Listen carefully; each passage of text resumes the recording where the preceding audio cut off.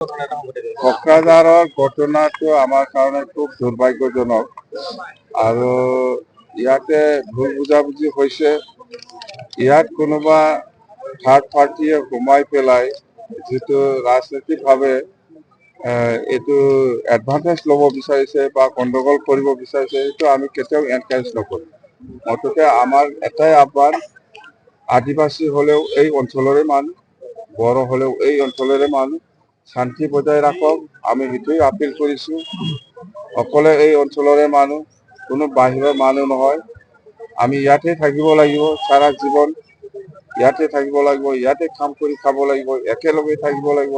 ইয়াত কোনোবা ৰাজনীতি দলৰ এনকাৰেজটো লৈ পেলাই গণ্ডগোলটো বেছি কৰিব নালাগে। মোৰ এটাই আহ্বান। তৃতীয় পক্ষ থাকাৰ সন্দেহ কৰে নেকি? আছে আছে, ইয়াত থাৰ্ড পাৰ্টি সোমাইছে, এইকাৰণে এইবিলাক ঘটনা হৈছে, নহ'লে এনেকুৱা নহ'লে হয়। ঘটনা নাই, ইয়াৰ ব্যৱস্থা লোৱা নোলোৱা প্ৰশাসনৰ হাতত।